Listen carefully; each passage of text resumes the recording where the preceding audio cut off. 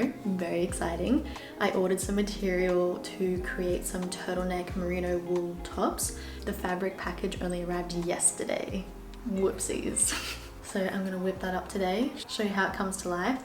It is very similar to this top that I made, which you might have seen in a previous video, but I'm going to be much more clearer about the steps because I have the right amount of fabric and I'm not going to have to like scrap pieces together because this was made from a scarf, which was a very limited amount of material. Also with the merino wool tops that I'll be making, it's going to be a turtleneck style with pretty much a similar silhouette. So if you wanted to know how to make a turtleneck, I'm going to show you how to do that today. And then you can watch me sporting around in New Zealand wearing it. Righty, let's get set up for getting crafty.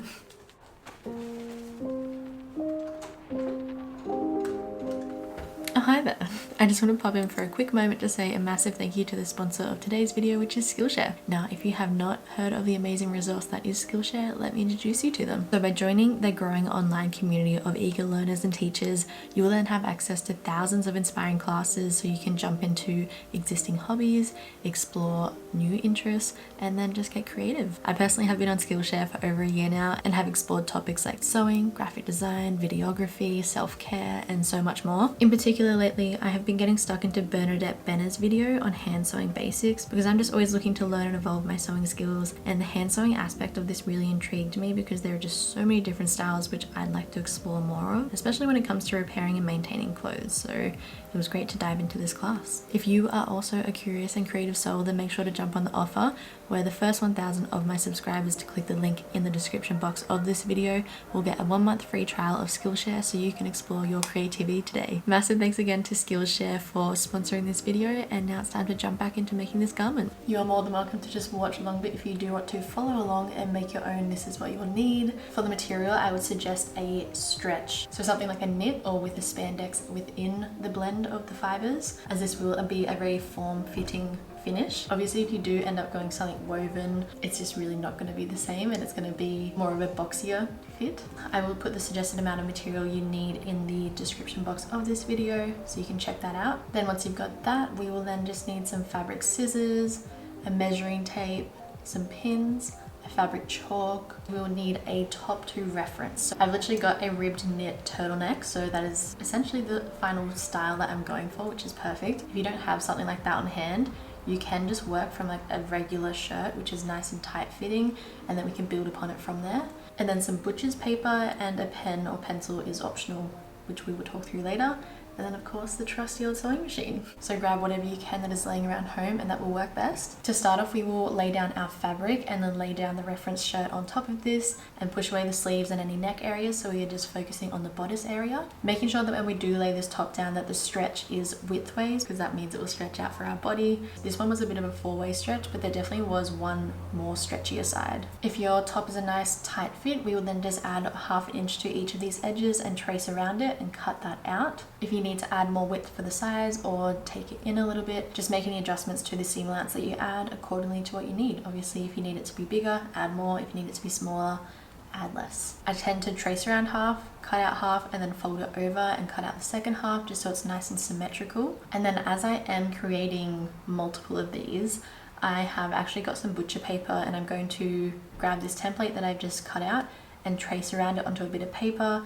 That way I can just go on and easily replicate it moving forward. If there are any changes throughout this process, I can always go back and write on the bit of paper. I also wrote some notes just being like 1/2 inch of seam allowance has been added to this. I did cut out the neck just at the back height, as I can always cut the front neck smaller when I'm trying it on. So I just put any relevant notes like that on there. Now I can keep that as a reference moving forward in my sewing life. So for that first panel I cut out, I'm now going to lay that good sides facing onto the material and cut out a second panel. Once I've got those cut out, I keep them laying good sides facing and sew along the 2 shoulder edges and the 2 side edges.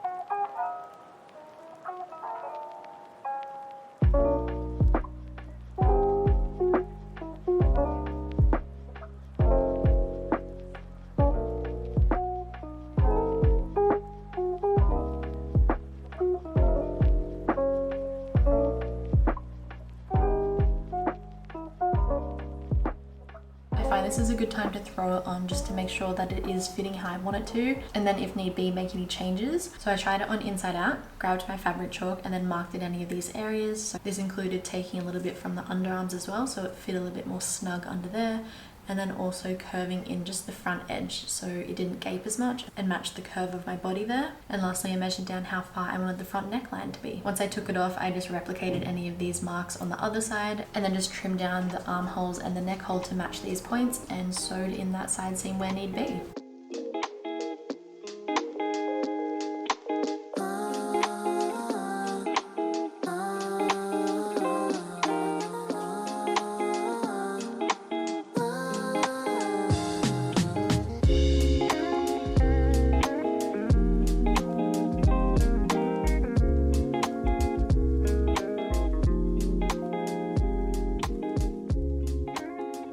Once I've got that fitting and looking all how I want it to, it is time to add on the sleeves. I grabbed the excess material and folded it over until it reached the height of the sleeve hole, plus an inch of seam allowance. That folded edge is going to be the top of the sleeve, and that raw edge is going to be the seam that we create on the bottom side of the sleeve. So once you've got it to that full armhole height, plus the 1 inch, ideally make sure that the good sides of the sleeve are facing outwards. And then I lay the top over this with the shoulder corner matching the corner of the sleeve that we're about to cut. And I would grab some fabric chalk and begin tracing around the curve of this armhole and down beyond that inch of seamlets that we added. Once I'm happy with that, I'm then going to map out the rest of the sleeve. To figure out the length, I just grab my measuring tape and measure from the top of my shoulder down to where I'd like it to finish. I particularly want this to be quite accentuated. So for me, that ends up being about 26 inches, which is pretty much my mid palm. And then I'm going to add 1 inch of seam allowance. Keeping in mind that I am just going to leave the edges of this raw, so I've only added 1 inch of seam allowance considering this seam, but if you are doing a full rolled hem or a folded hem at the end, I would recommend adding 2 inches of seam allowance. So I measured out this length and used the fabric chalk to mark it out. Normally I would leave the sleeve quite large and almost parallel to that top edge, but as this is going to be quite a fitted form, I need to curve from the underarm up to the point where it will be this tighter fit. So you can do 2 options. You can either grab your reference top and lay that down and match the curves. Keep in mind to at least leave 1/2 inch of seam allowance there. Otherwise you can grab your measuring tape and measure how you want it to be. If anything, measure a bit looser than what you think, and you can always take it in if need be. So if I want that to be 8 inches where it finishes, I would then add 1 inch of seam allowance and then figure out what that measurement is on the fold, which for me would be 4.5 inches. And I would measure that at the end and curve it until the point where the bottom of the armhole meets the sleeve.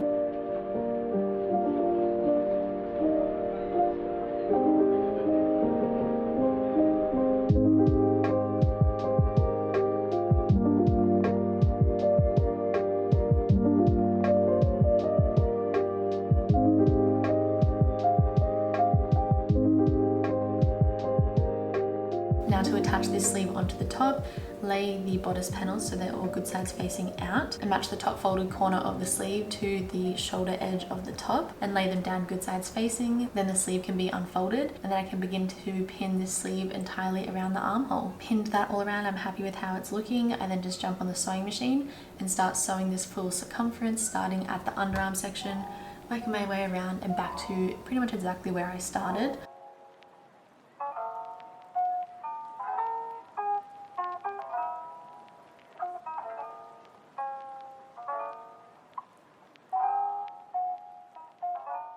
I then flipped the garment so it's all inside out, and then made sure that the edges of the sleeve were all matching and that the good sides were facing. And I focused back to the point of the underarm where we have just finished sewing. And if you're like me and there's any excess material, you can just grab your fabric chalk and reroute the curve a little bit. I then just started sewing from the underarm section along the curved edge that I had drawn out to the very outer edge of the sleeve.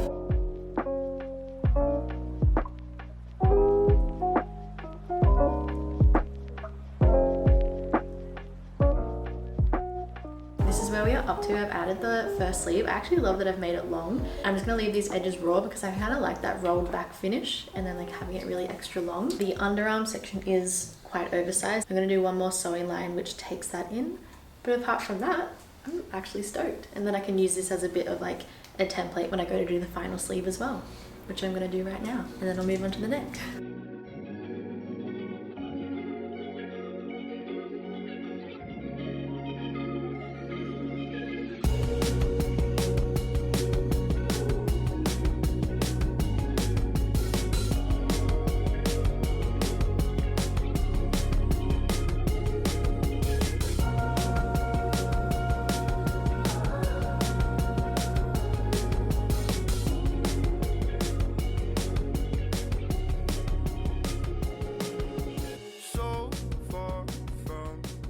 Oh my gosh. Also, how good does this yellow go with the brown? I'm happy with the general fit of it. I'm going to write some notes on my little paper pattern that I should probably bring up the bottom of the armhole by about 1 inch. I did notice that with the one that I was tracing that it had that style, but for some reason I thought taking that away would end up looking nicer, but I just noticed that you do end up seeing the details, especially if I lift up my arm. It's normally fine if the arm is down, but I just feel like it being hidden up there a bit more will look nicer. And I think, as I mentioned before, I'm just happy to leave all the edges raw and they just naturally roll up, which I personally think looks cute. If you're not into that style, you can of course do a double folded hem. I'll do that same finish on the bottom of the top. You can either do the raw finish on the neckline, the rolled hem, or like me, you can create a turtleneck, which to do that, I'm just going to grab my measuring tape and measure the full circumference of my neck hole. That is going to be the cutting length of the panel, and then to find the cutting width, it's going to be the final height that I want this neck panel to be. Double that as we'll be folding it, and then add 1 inch of seam allowance. So for me, I want mine to be about 1.5 inches. So I'll double that, which will be 3 inches, and then I'll add 1 inch. So my cutting width will be 4 inches. You can do the general cuff method, which I have shown in other videos, which I think helps hide the seams, especially if it is woven material that does fray. But I'm fine for this one. I'm happy for the raw seams to show as they just stay as they are. So knowing that, I'm going to fold the neck panel good sides facing and sew along the short edge and fold it over so that only the good sides are facing outwards. And I'm going to lay the neck piece good sides facing onto the top panel. For that one seam that we have created, you could push it to line up with one of these shoulder seams, or you can push it to the back of the neck. I personally am going to push it to the back of the neck, and then that will help me remember which side is the back and the front when I go to put it on. So yeah, I will pin that in place, match it all up. Ideally, if anything, you want the neck piece to be either the perfect fit or a little bit smaller than the neck hole. If you do find that the neck piece is a little bit bigger than the neck hole, ideally take it in at that little seam that we created. I've found with neck pieces that they're too oversized, they just sit a bit lacklustery or just not very nicely because they're so oversized. Whereas if you make it a little bit smaller and stretch it out as you sew, it'll then fit your neck nice and trim, which is ideally what we're after with a tight turtleneck fit. Once that's pinned in place, I then just jump on the machine, sew a line entirely around this area, and that means my top is all done. I can't wait to see it done because I've talked about this without actually finishing it. This is everything I envisaged and more. I'm so happy with it. The color, the fit, this material is so soft.